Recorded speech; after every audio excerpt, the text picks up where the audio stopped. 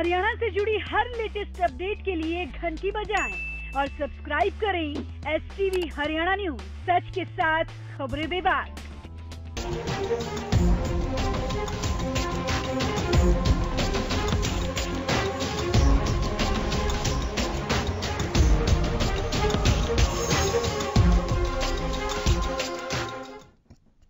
नमस्कार, खास खबर देख रहे हैं आप। आपके साथ मैं हूं नीतू गौरकेला। प्रदेश के अतिथि अध्यापकों का 11 सालों का लंबा संघर्ष अब रंग लाता हुआ दिखाई दे रहा है। मनोहर लाल खट्टर की सरकार ने सूबे के सभी 13,746 गेस्ट टीचर्स को पक्का करने का फैसला ले लिया है। अब इस अच्छे दिन के बारे में भी चर्चा करेंगे। पहले रिपोर्ट देखिए।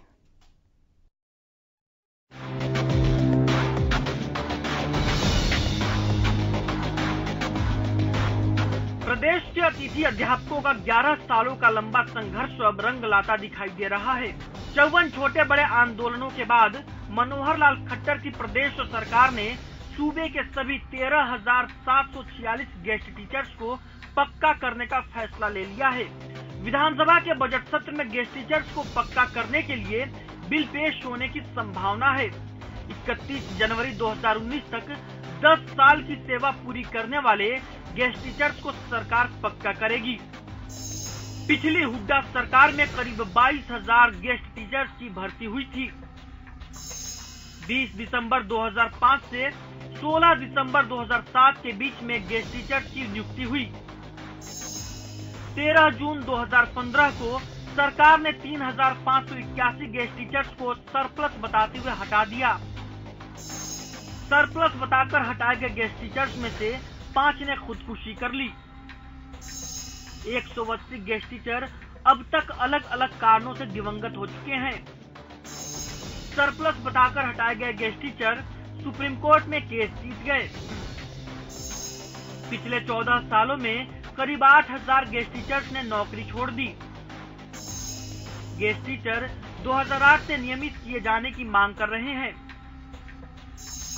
2008 में पक्का करने की मांग को लेकर प्रदेश में गेस्ट टीचर्स का पहला बड़ा आंदोलन हुआ। आंदोलन में पुलिस की लाठीचार्ज और गोलीबारी में राजरानी शहीद हो गई। 2014 में हरियाणा बीजेपी के अध्यक्ष रामविलास शर्मा ने गेस्ट टीचर्स को पक्का करने का वादा किया। मौजूदा बीजेपी सरकार में रामविलास शर्मा अब शिक्षा मंत्री हैं। तमाम कानूनी पेचीदगियों को दूर करते हुए सरकार अब गेस्ट टीचर्स को पक्का करने जा रही है। प्रदेश सरकार ने गेस्ट टीचर्स के लिए जो बड़ा कदम उठाया है, उसमें सेवा शर्त के दायरे में सभी गेस्ट टीचर कवर हो रहे हैं। मुख्यमंत्री मनोहर लाल से चर्चा करने के बाद शिक्षा मंत्री रामविलास शर्मा ने अधिकारियों को बजट सत्र के लिए विधेयक तैयार करने का निर्देश दिया है। 4 अधिकारियों की कमेटी ने विधेयक का मसौदा तैयार करके शिक्षा मंत्री रामविलास शर्मा को सौंप भी दिया है। अब विधेयक पर कानूनी राय ली जाएगी। इतने सालों के संघर्ष के बाद अब वो दिन आने वाला है जब गेस्ट टीचर्स को पक्का कर दिया जाएगा। अब इसे चाहे चुनावी स्टंट बोले या कुछ और, लेकिन मनोहर लाल सरकार में गेस्ट टीचर्स के अच्छे दिन आने के आसार दिखाई देने लगे हैं। Bureau report, Haryana news.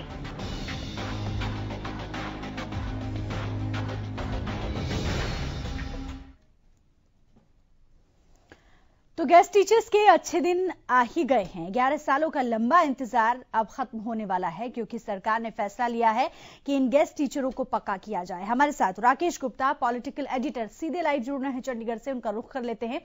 Rakesh ji, सरकार की तरफ से एक बड़ा कदम हम इसको मान सकते हैं, क्योंकि गेस्ट टीचर इतने सालों का इंतजार कर रहे थे और उसके बाद उनका जो इंतजार है वो खत्म होता हुआ नजर आ रहा है। तो ऐसे में इसे हम क्या माने, सरकार की तरफ से तोहफा या फिर चुनावी स्टंट?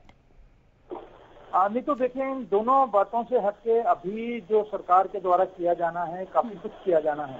क्योंकि जहां तक जानकारी मिल रही है, एक ऐसा प्रस्ताव सरकार ने तैयार किया है जिसमें जो 14,000 से ज्यादा जो गेस्ट टीचर हैं वो नियमित होंगे। क्योंकि कानूनी अड़चन है, तो ऐसे में सरकार को विधेयक लाना पड़ेगा। इस विधेयक को बताया जा रहा है कि नाम दिया गया है guest teacher security of services. जी। तो ये विधानसभा में पास होगा, तब ये कानून बनेगा, तब ये नियमित होंगे। हालांकि ये गेस्ट टीचर्स के लिए एक सुखद खबर है, लेकिन अभी इस प्रस्ताव पर, क्योंकि प्रस्ताव जो है विभाग ने तैयार किया है, ऐसे में एजी हरियाणा, एडवोकेट जनरल हरियाणा है और मुख्य सचिव हैं, वित्त सचिव हैं, और उनकी राय अभी इस पर ली जानी है। और कुल मिलाकर आप जानती हैं कि ये लंबा संघर्ष इन गेस्ट टीचर्स ने किया है। एक गेस्ट टीचर जो राजधानी थी, उसकी पुलिस जो कार्रवाई में मौत भी हुई थी। 5 गेस्ट टीचरों ने जो है सुसाइड किया था, और बताया जा रहा है कि 250 के आसपास जो गेस्ट टीचर हैं, आकस्मिक कारणों से उनकी मौत भी हो चुकी है। तो कुल मिलाकर वस्तु स्थिति ये है कि सरकार ने मन बनाया है। आप ये जानती हैं कि जब ये पिछली सरकार के दौरान गेस्ट टीचरों की भर्ती हुई है, और जब इन्हें बार बार नियमित करने की बात आती थी, पिछली सरकार के दौरान गेस्ट टीचरों की भर्ती हुई है, और जब इन्हें बार बार नियमित करने की बात आती है, लाठी और गोली तक खानी पड़ी।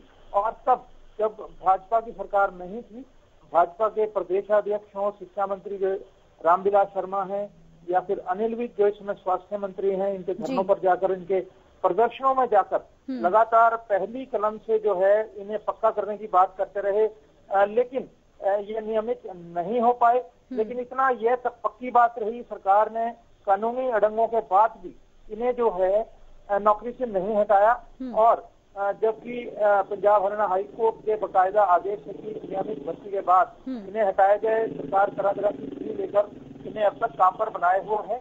तो एक उम्मीद, जो बड़ी उम्मीद इन लोगों में बनी है, अगर ये व्यक्त हो जाता है एडवोकेट जनरल से, जैसे मैंने बताया चीफ सेक्रेटरी और जो वित्त सचिव हैं, ये अपनी क्लियरेंस दे देते हैं, तो एक ये विधेयक लाया जाएगा, विधेयक सदन में पास होगा, उसके बाद कानून नया बन जाएगा, और सिक्योरिटी ऑफ सर्विसेज के नाम पर जो है इन्हें नौकरियों में फिर नियमित कर दिया जाएगा। इसमें यह भी शर्त रहेगी कि 10 साल की सर्विस उनकी होनी चाहिए।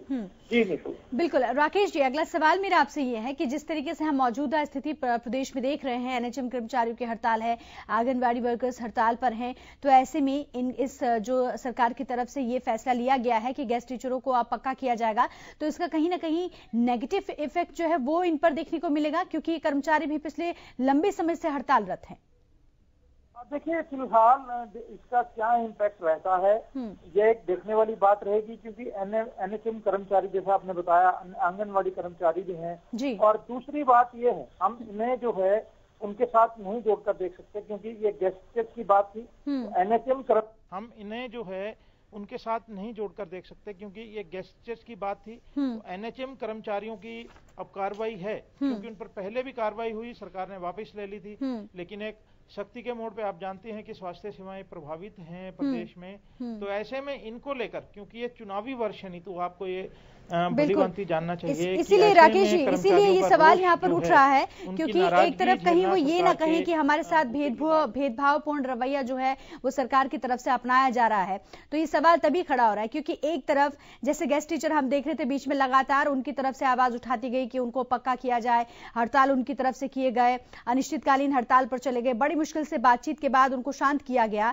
लेकिन अब उसी राह पर जो अन्य कर्मचारी है वो भी चल पड़े हैं। तो कहीं ना कहीं ये सरकार को थोड़ा बैलेंस बना के चलना होगा, सभी के बीच सामंजस्य स्थापित करने के लिए। सवाल इसीलिए उठ रहा है। जी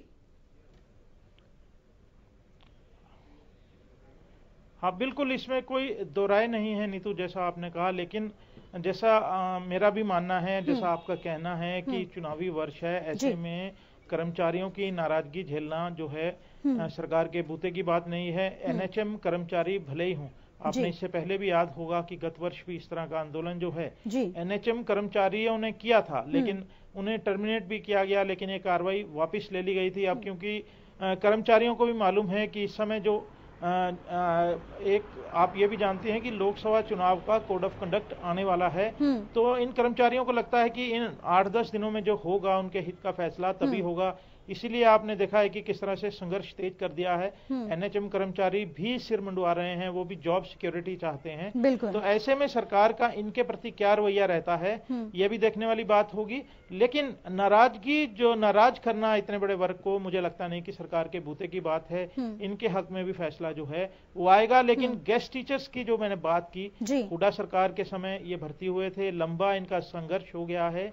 और जैसे इसके बाद जो वायदे थे सरकार के, अभी एक प्रस्ताव बनाया गया है। हालांकि इन बाकी कर्मचारियों के बारे में क्या फैसला लिया जाता है ये भी हम सरकार से जानेंगे। बिल्कुल राकेश जी, अगला सवाल मेरा आपसे ये है कि 2014 में जिस तरीके से शिक्षा मंत्री रामविलास शर्मा ने ये वादा किया था कि हमारी जब सरकार बनेगी तो सबसे पहला जो कदम होगा वो गेस्ट टीचर्स के लिए उठाया जाएगा, तो अब हम ये मान के चलें कि जो वादा किया गया था उसको अब पूरा किया जाएगा, क्योंकि अभी तो सिर्फ फैसला ही लिया गया है कि हाँ हम पक्का करेंगे।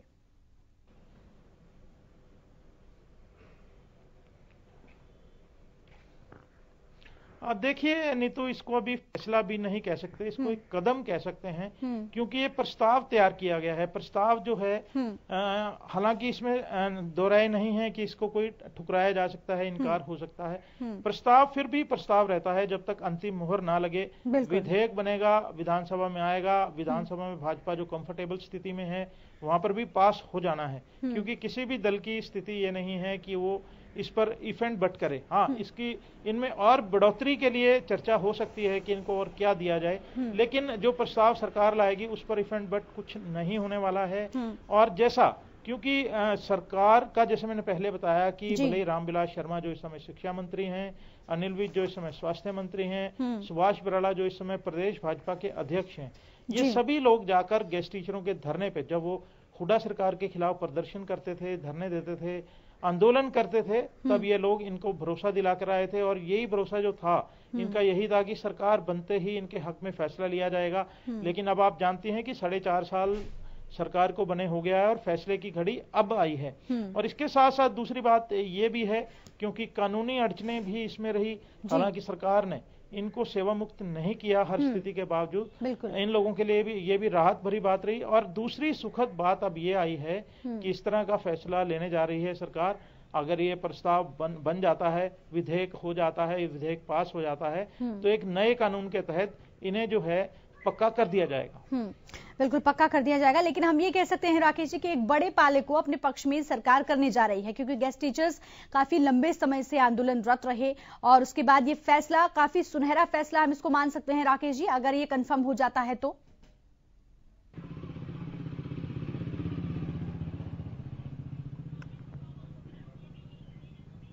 नहीं तो सवाल दोहराना होगा। सवाल मेरा ये है राकेश जी कि एक बड़े पक्ष को एक तरीके से कहें, गेस्ट टीचर काफी तादाद काफी ज्यादा है, अगर ये फैसला लागू हो जाता है यानी कि गेस्ट टीचर्स को पक्का कर दिया जाता है, तो एक बड़े कहें कि हम खेमे को अपने पक्ष में करने का काम सरकार की तरफ से होगा और ये काफी सराहनीय होगा।